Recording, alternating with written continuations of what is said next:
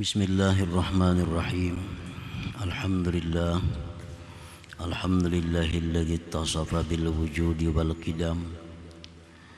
Alladzi awjadal akwana ba'dal adam.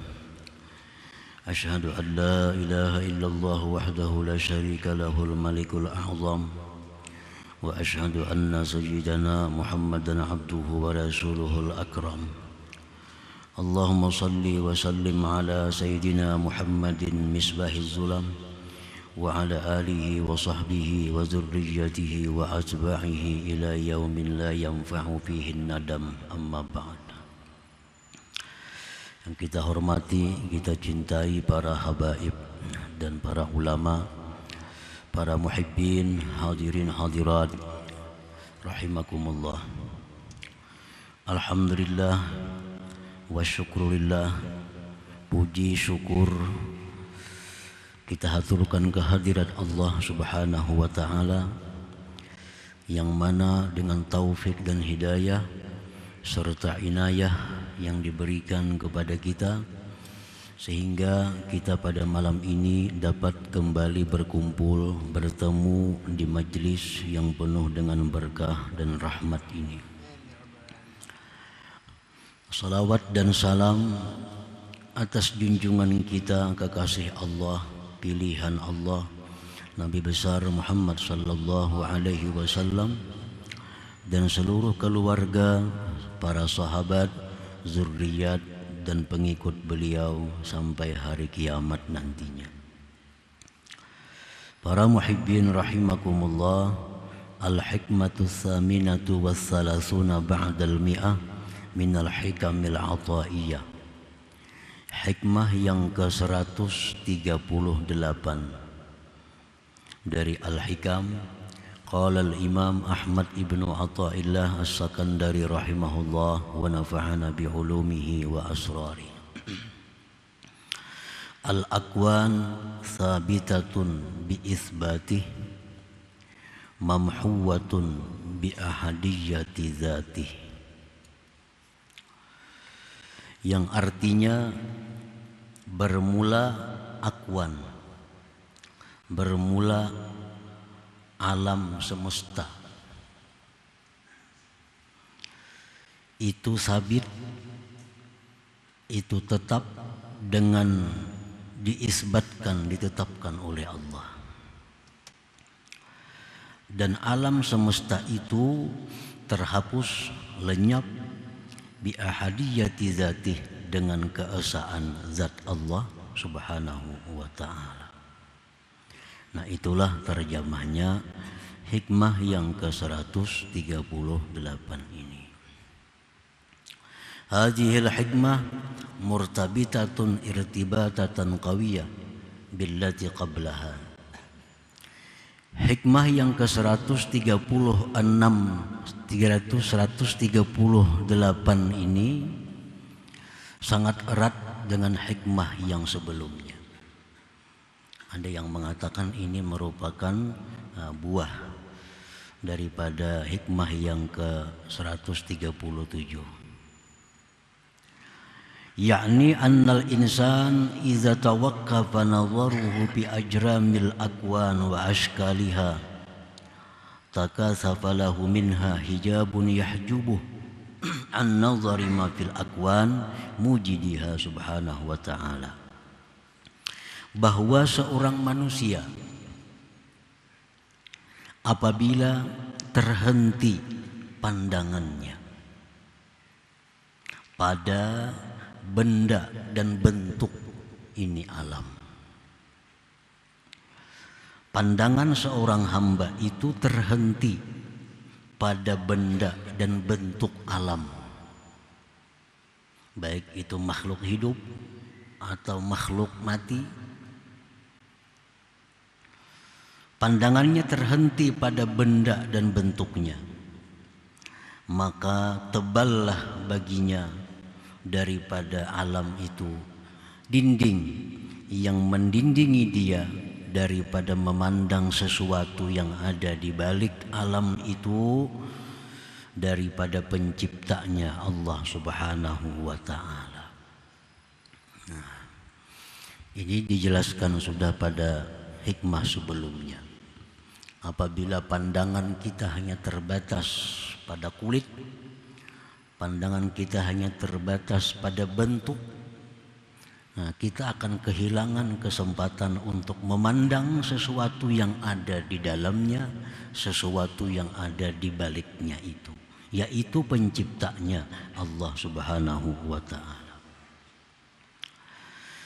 Wa idza jawaza nazaruhu ajramaha wa ashkalaha wa zahara ma tantiqu bihi min ad-dalail wal ayat ala wujudi mujidiha nafazat basiratuhu wa syahidat wujud Allah Subhanahu wa ta'ala. Dan apabila melampaui, melewati pandangan seseorang itu akan benda dan bentuknya alam, melewati daripada memandang bentuk benda, dan dia paham, dia mengerti apa-apa yang dituturkan oleh alam ini daripada dalil-dalil, ayat-ayat atas adanya penciptanya, maka tembuslah mata hatinya dan menyaksikanlah mata hatinya itu akan adanya Allah Subhanahu wa ta'ala. Nah, para muhibbin rahimakumullah, segala sesuatu yang telah diciptakan oleh Allah bertutur sebenarnya, bertutur dengan suatu kata yang menunjukkan kepada penciptanya. Apapun sesuatu itu, Allah Subhanahu wa ta'ala berfirman, tusabbihu lahus samawati sab'u wal ardu wa man fihinna wa in min syai'in illa yusabbihu bihamdihi walakin la tafqahuna tasbihahu. Langit yang 7 dan bumi dan isi-isinya itu bertasbih bagi Allah Subhanahu wa ta'ala, bertasbih. Dan tidak ada dari sesuatu di alam semesta ini melainkan bertasbih memuji Allah. Para ahli tafsir menjelaskan tasbih mereka itu adalah kalimat la ilaha illallahul khaliq. Tasbih. Segala sesuatu di alam semesta ini bertutur dengan tutur kata tidak ada Tuhan selain Allah yang menciptakan sesuatu. Walakin la tafqahun tasbihahum, tetapi kalian wahai manusia tidak mengerti akan tasbih mereka itu. Manusia yang terdinding daripada memandang sesuatu yang ada di balik benda itu. Mereka mendengar bunyi burung, kicau burung, hanya begitu kicauan yang indah. Padahal kicauan burung itu adalah tasbih. Kicauan burung itu adalah maksudnya la ilaha illallahul khaliq. Tidak ada Tuhan selain Allah yang maha pencipta. Seluruh yang di alam semesta. Hadis Rasulullah sallallahu alaihi wasallam menyatakan kanak-kanak yang lahir sampai umur 2 bulan. Sampai umur 2 bulan. Tangisan anak yang umur 2 bulan itu adalah la ilaha illallah. Nah, tangisan. Jadi jar Nabi, jangan kau pukul, jangan kau marah tangisan anak kamu yang baru lahir sampai umur 2 bulan. Karena tangisan mereka itu adalah la ilaha illallah maknanya. Umur 2 bulan sampai 4 bulan, tangisan mereka itu adalah as-siqatu billah. Percaya hanya dengan Allah. Untuk anak-anak yang belum ada akalnya, tangisannya pun bermakna la ilaha illallah. 2 bulan berikutnya bermakna percaya hanya dengan Allah.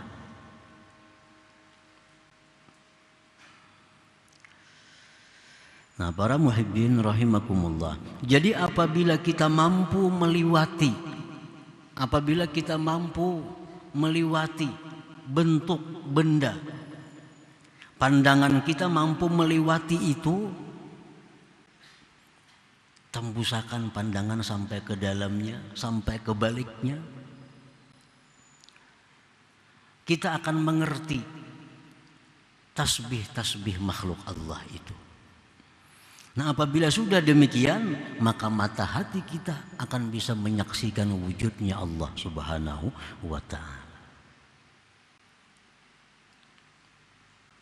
Nah, orang-orang seperti ini, orang-orang yang berzikir la ilaha illallah, tapi makna dalam hati mereka la mawjud illallah.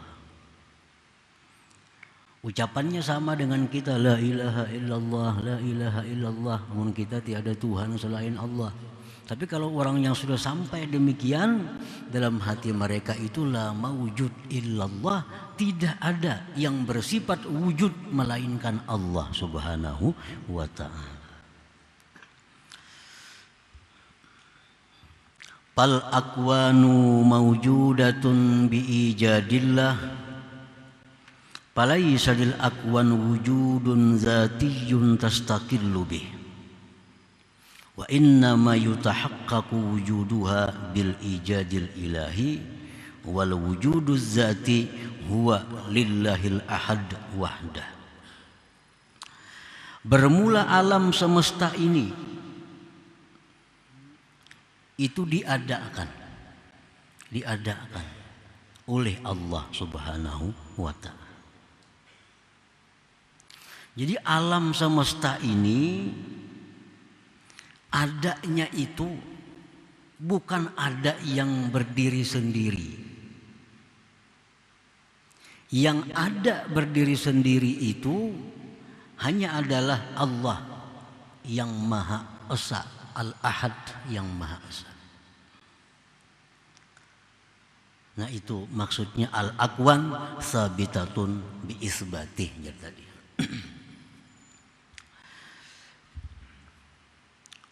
Fal wujuduz zati, maka bermula wujud yang zatnya ada yang tidak diadakan, itu hanya milik Allah Al-Ahad yang Esa.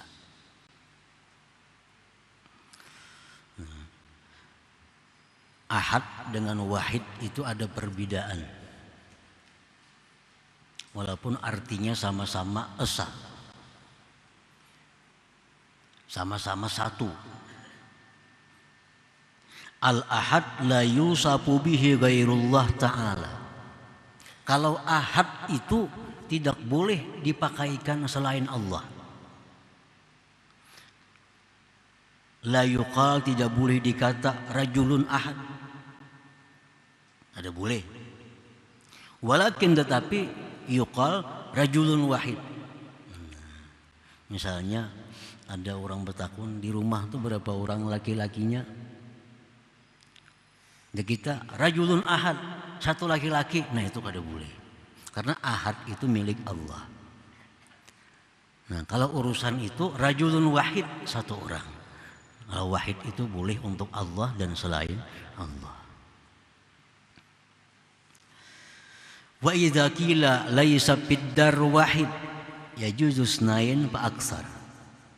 Apabila dikatakan tidak ada di rumah itu wahid, laisa fiddar wahid, tidak ada di rumah itu seseorang, tapi kalimatnya wahid, itu boleh jadi ada 2 atau 3 atau 4. Menurut seorang nggak ada, boleh jadi ada 2, 3 atau 4. Berapa ekong di rumah tuh orangnya? Kalau ada seku ekong, sekalinya banyak, 3, 4, 5. Nah, ini wahid.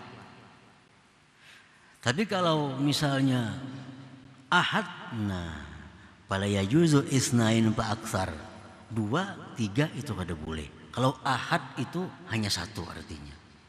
Makanya Allah qul huwallahu ahad. Ahad itu khusus untuk Allah Subhanahu wa taala. Kalau bahasa Indonesia sama aja artinya satu juga. Nah, tapi kalau bahasa Arab tuh beda artinya antara ahad dan wahid. Nah, kalau wujuduz zati bermula ada yang zatnya tanpa diadakan. Huwa lillahil ahad, itu hanya milik Allah yang ahad. Artinya yang lainnya kadada tuh. Yang lainnya tuh kalau ada diadakan Allah. Asalnya kadada. Nah, semuaan di alam ini asalnya itu maudumah, tidak ada. Diciptakan oleh Allah. Pertama diciptakan ini, kedua diciptakan ini, ketiga diciptakan ini, sesuai dengan tertibnya, dengan aturan Allah. Nah, padahal dulunya itu ma'dumah, tidak ada. Jadi adanya kita, adanya siapapun itu karena diadakan oleh Allah. Kalau sebenarnya kita ini kadada. Sebenarnya kadada, cuma diadakan. Makanya orang yang merasa dirinya ada, kafir aja, bujur aja itu. Kenapa? Karena itu merebut sifat Allah. Yang wujud itu hanya Allah. Nah, orang merasa dirinya ada. Nah, itu bisa kafir. Karena yang ada itu hanya Allah. Kita ini kita ini diadakan oleh Allah. Beda antara ada dengan diadakan, kada sama.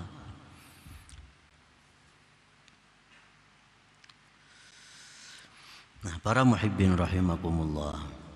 Jadi segala yang ada di alam, baik yang kecil maupun yang besar, baik yang nampak ataupun yang tidak nampak, itu semuanya adalah tidak ada. Kemudian diadakan oleh Allah Subhanahu wa ta'ala. Nafal ma'rifatu annal akwana ma'dumatun laulal ijadul ilahi la hawla laha laulal hawlul ilahi la quwwata laha laulal quwwatul ilahiyah la naf'a laha laulal naf'ul ilahi la dhurra laha laulal dhurrul ilahi tusmiru awsafan hamidah. Bermula makrifat, bermula mengenali dengan pengenalan yang seyakin-yakinnya bahwa alam semesta ini tidak ada jikalau tidak diadakan oleh Allah. Meyakini seyakin-yakinnya bahwa alam semesta ini tidak ada daya baginya jika tidak didayakan oleh Allah. Alam semesta ini tidak ada kekuatan kalau tidak dikuatkan oleh Allah. Meyakini bahwa alam semesta ini tidak bisa memberi manfaat kalau tidak diberi manfaat oleh Allah. Meyakini bahwa alam semesta ini tidak bisa memudaratkan jikalau tidak dimudaratkan oleh Allah. Nah, keyakinan itu akan membuahkan banyak sifat-sifat yang terpuji di dalam diri kita. Kita sudah meyakini, sudah mengenali makrifat bujur bahwa alam ini kada ada, jakanya kada diadakan, kada badaya mung kada didayakan, kada bisa memberi manfaat kalau kada dimanfaatkan oleh Allah. Nah, kalau itu yakin bujur dalam hati kita, maka akan timbul sifat-sifat yang mulia di dalam diri kita ini.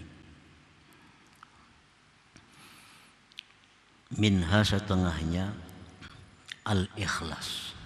Nah, akan timbul ikhlas.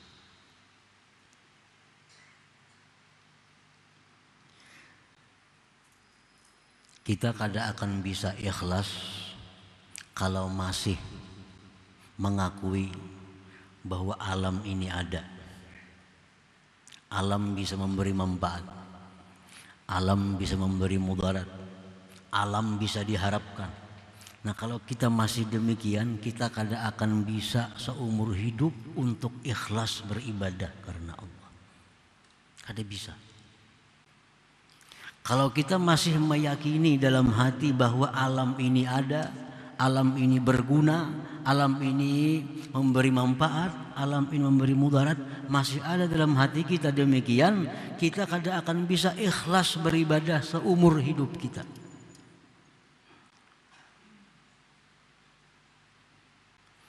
Kita bisa ikhlas itu kalau sudah kita meyakini bahwa alam ini tidak ada jikalau tidak diadakan Allah.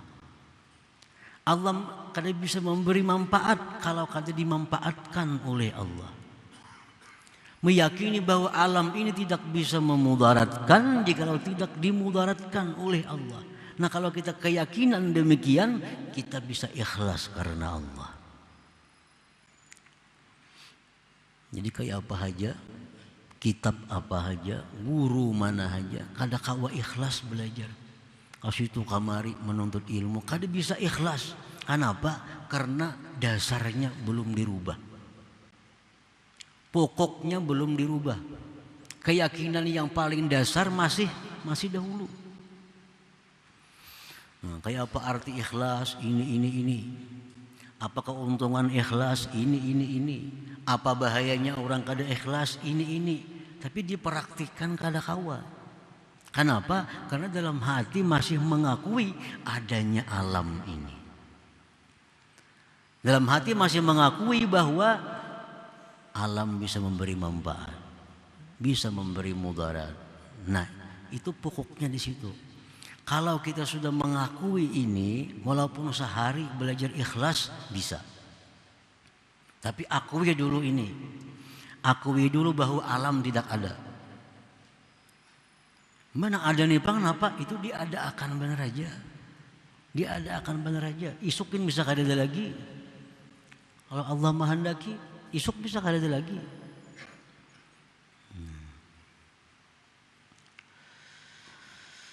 Nah, jadi keyakinan itu akan membuahkan sifat-sifat terpuji, minha al-ikhlas.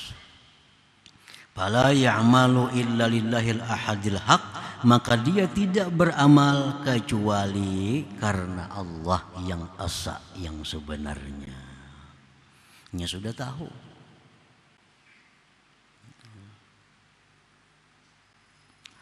Fahina idin yatahaqqaqu iqrarul abdi, ketika itu dia tidak beramal kecuali karena Allah, nampaklah pengakuan hamba, inna salati wa nusuki wa mahyaya wa mamati lillahi rabbil alamin. Nah, inna salati, setiap hari kita mengakui ini. Berapa kali sehari kita mengakui di hadapan Allah, sembahyangku, ibadahku, hidupku, matiku lillah, karena Allah. Bujur garang itu. Kita ini mengakui sembahyangku, ibadahku, bahkan hidup matiku karena Allah. Bujur kada. Nah itu kada akan bisa kalau kita belum merubah keyakinan. Keyakinan yang selama ini menganggap alam ada, ganti. Alam itu tidak ada kalau tidak diadakan oleh Allah. Alam itu kada bisa memberi apa-apa kalau tidak diberi oleh Allah. Nah, bila sudah itu dirubah keyakinan, itu hanyar bujur pengakuan kita, inna salati wa nusuki wa mahyaya wa mamati lillahi rabbil alamin. Para muhibbin rahimakumullah. Ini pengertian bahwa sembahyangku, ibadahku dan hidupku. Nah, hidup karena Allah itu macam apa? Hidupku karena Allah. Hidup karena Allah itu adalah orang-orang yang menggunakan apapun yang diberi Allah, dia gunakan kepada jalan yang diridai Allah. Itu bagian dari hidup karena Allah. Sedangkan mati karena Allah Mati dalam menuntut ilmu, itu mati karena Allah. Mati sedang beribadah kepada Allah, itu mati karena Allah. Mati mencari rezeki untuk menafkahi keluarga, mati karena Allah. Nah itu artinya wa mahyaya wa mamati lillahi rabbil alamin.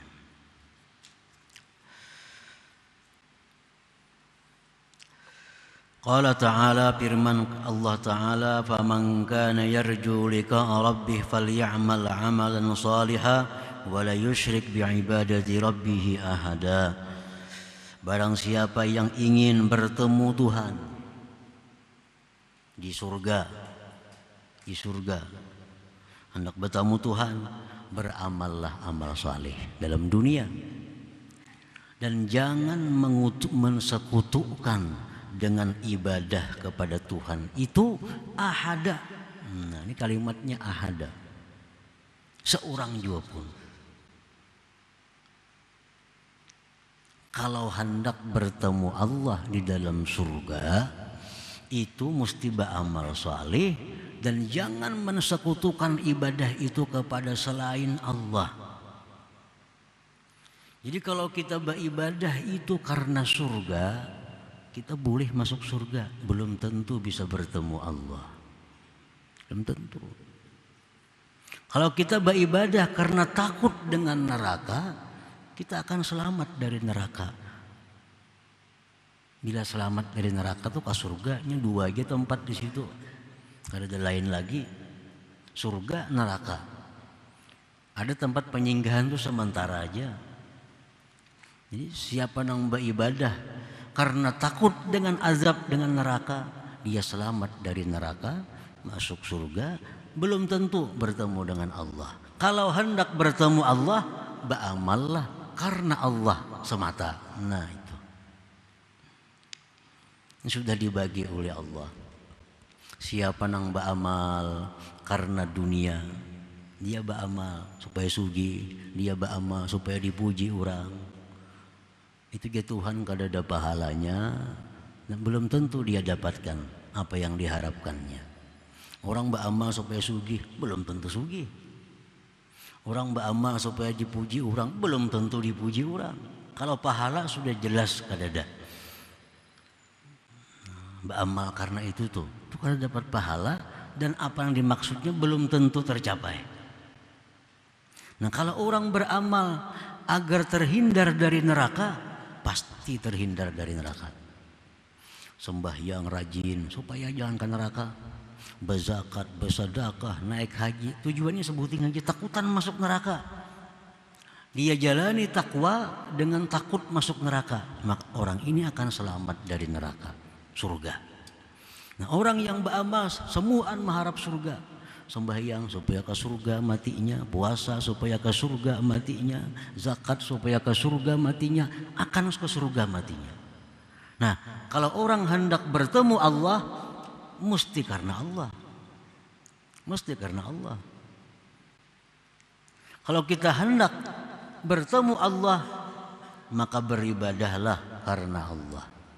Nah, bila beribadah kita karena Allah, kita akan bertemu Allah. Bila bertemu Allah, pasti ke surga matinya. Karena orang yang bisa bertemu Allah itu hanya orang-orang ahli surga. Nah, para muhibbin rahimakumullah. Yang kedua yang ditimbulkan oleh keyakinan tadi, at-tawakkul, tawakal. Nah, tawakal. Kalau kita sudah meyakini tadi alam tidak ada jika tidak diadakan, alam tidak bisa apa-apa kalau tidak diapa-apakan oleh Allah, itu sudah keyakinan itu. Kalau kita bisa bertawakal lawan Allah, bisa bertawakal dengan Allah.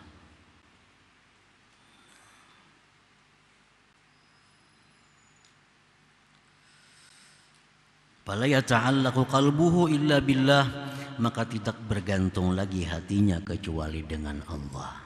Nah, bergantung lawan alam sama aja. Bergantung dengan alam, bergantung dengan manusia, bergantung dengan siapapun, sama dengan kita. Pada kada punya apa-apa, pada kada ada juga asalnya. Nah kalau hendak bergantung hati, bergantunglah dengan zat yang maha ada, yang maha hidup, maha segala-galanya.